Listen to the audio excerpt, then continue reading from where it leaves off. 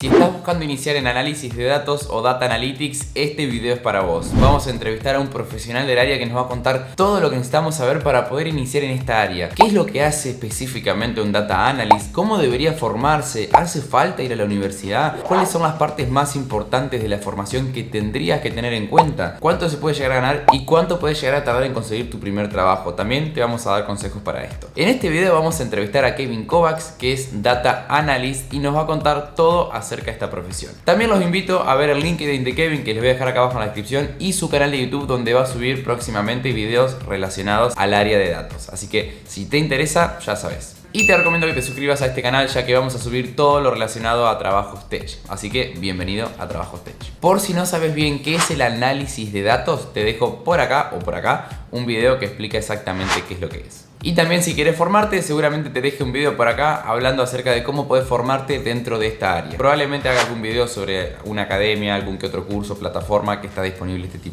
tipo de formación. Ahora sí, vamos directamente con el video. Así que estamos acá con Kevin y vamos a hablar acerca de cómo es ser Data Analyst y sobre todo cómo comenzar en esta profesión. Bienvenido, Kevin. Kevin, si querés comentarnos un poquito de quién sos y a qué te dedicas. Bueno, me llamo Kevin Kovacs, vivo en Buenos Aires, Argentina. Estoy próximo a recibirme de licenciado en Economía en la Universidad Nacional de La Matanza. Soy asistente de investigación en la misma universidad y ya hace 1 año y medio trabajo como analista de datos o data analyst. Bien, Kevin. Y te pregunto, ¿qué es lo que hace un Data Analyst?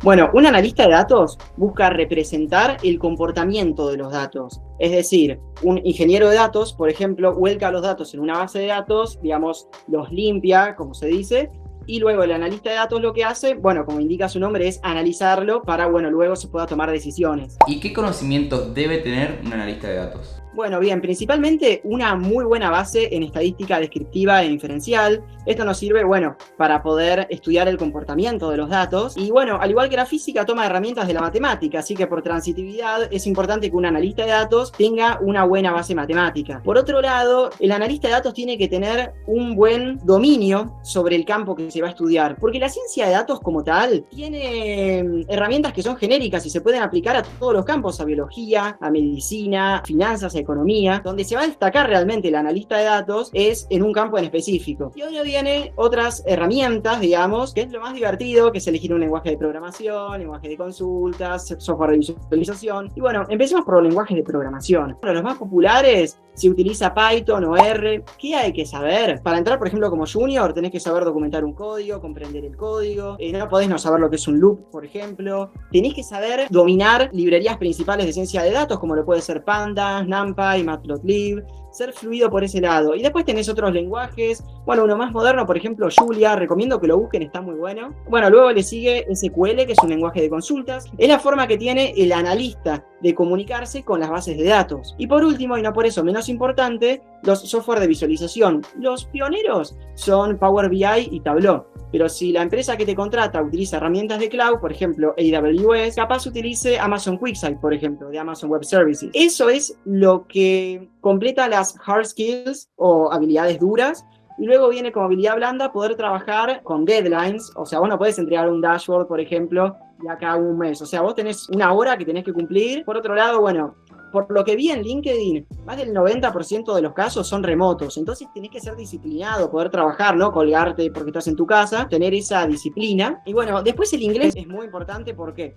Porque los lenguajes son en inglés, porque la documentación de los softwares son en inglés, incluso si el software lo puedes traducir o puedes elegir que esté en español o en el idioma que sea. La documentación y casi todos los foros que responden dudas como Stack Overflow está en inglés. Y por otro lado, porque capaz trabajes para una empresa local, pero el cliente sea de afuera. Y por ejemplo, si hablas con alguien de India, también tenés que comunicarte en inglés con alguien de Rusia, con alguien de Noruega. Es un idioma, un lenguaje común para poder, digamos, llevar a cabo la tarea que sea.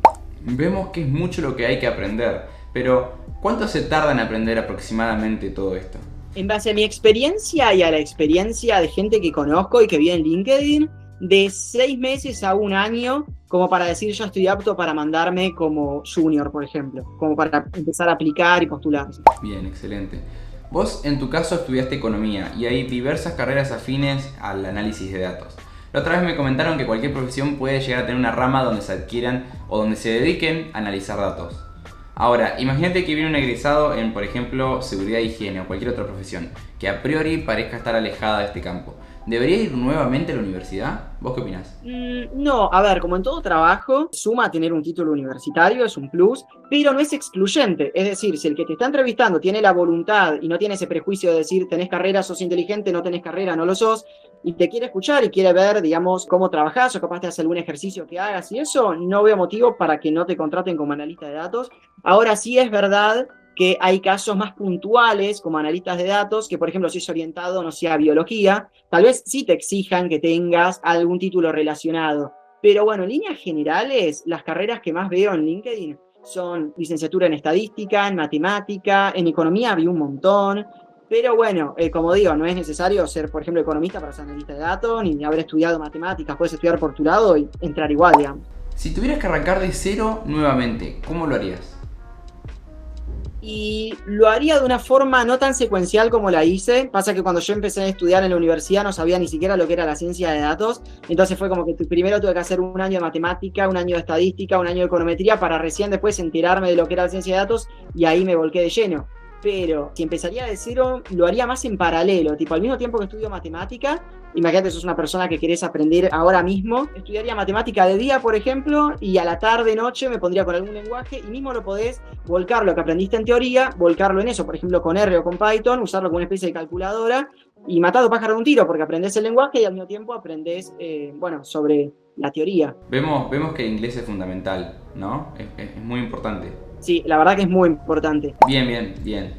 Comentaste que las bases son muy importantes, pero ¿qué es muy importante tener como base? ¿Qué es lo que tendría que aprender sí o sí una persona para poder trabajar en esta área? Bueno, estadística descriptiva, tenés que dominarlo muy bien, por eso se recomienda hacer ejercicios y eso, que si bien después en el trabajo como tal, en el día a día, no vas a sentarte con una hoja a hacer un ejercicio, es importante porque si haces un summary en Python o en R, te va a tirar un montón de medidas estadísticas, un montón de resultados, y no lo vas a saber utilizar. Entonces, estadística descriptiva, como dije, y después, para más proyecciones, estadística inferencial.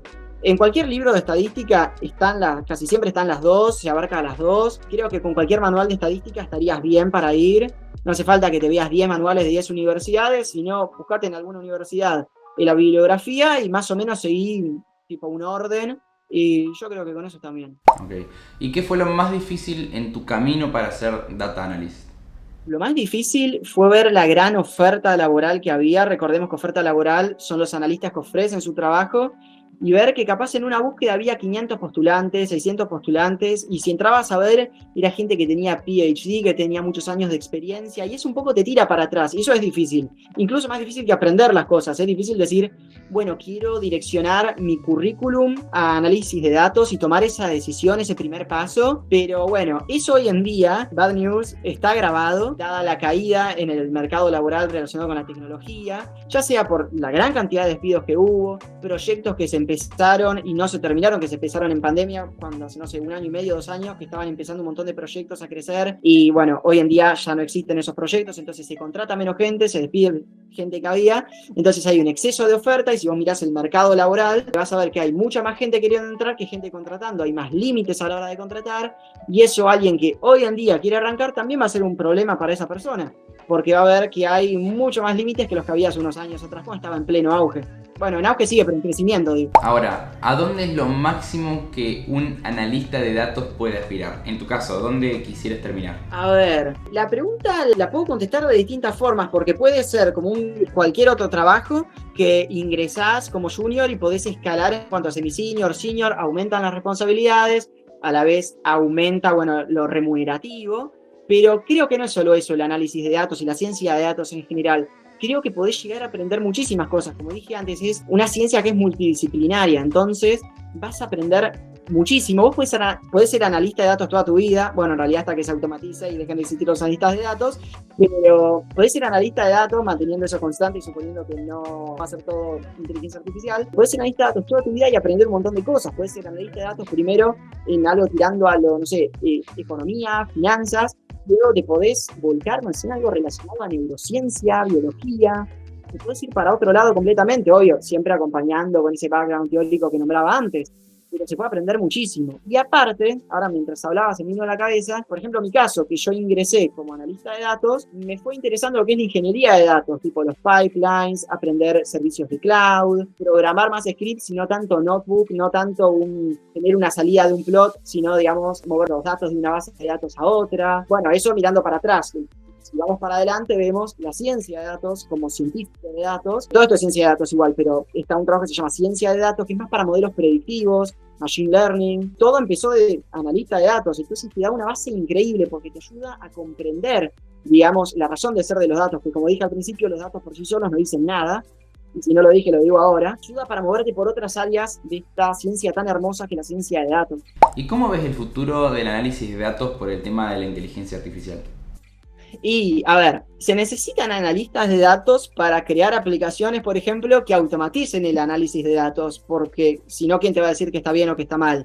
No se van a desplazar todos los puestos de trabajo de un día al otro. Es mi opinión, no, o sea, no tengo la verdad absoluta y no sé qué va a suceder, pero yo creo que el futuro va por ese lado, va por el lado de la automatización. De hecho, es el presente. Vemos ChatGPT, por ejemplo, creo que se llama así, que vos le decís lo que querés que haga, o mismo alguna extensión de VS Code, y te automatiza todo. Entonces tal vez importa que la gente aprenda a usar esas herramientas y no tanto que se quede en cómo escribir un código en Python, por ejemplo.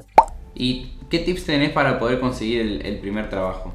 Bueno, en primer lugar, que tenga un buen perfil de LinkedIn o cualquier otra red social que esté orientado a lo académico, profesional, laboral. Es orientar el perfil a análisis de datos, que no sea un currículum, por ejemplo, genérico. Es feo decirlo así, pero son los más descartables. Vos ves un reclutador que está buscando que cumpla con determinadas características y vos tenés todo tipo de skills que son, no sé, únicamente soy proactivo, soy inteligente, soy educado, no sirve eso. Tenés que hacerle el trabajo más fácil y encasillar cada cosa. Por otro lado, no sé, estoy pensando hacer networking, se aprende muchísimo en estas redes, podés conocer un montón de gente muy inteligente. Tal vez resolver un mismo problema de 1000 maneras distintas porque hay infinidad de herramientas. Mi consejo, no tengas miedo de aplicar. No tengas miedo de actualizarte, de aprender cosas nuevas, porque como dijiste vos al principio, son muchísimas herramientas, muchísima teoría, muchísimo todo. Con ganas todo se puede o casi todo se puede, así que bueno, suerte con eso. ¿Cuánto puede llegar a ganar más o menos un junior en Argentina y en el mundo? En el mundo, que es lo más fácil de contestar, yo diría que va como muy bajo, $1000, $800 incluso.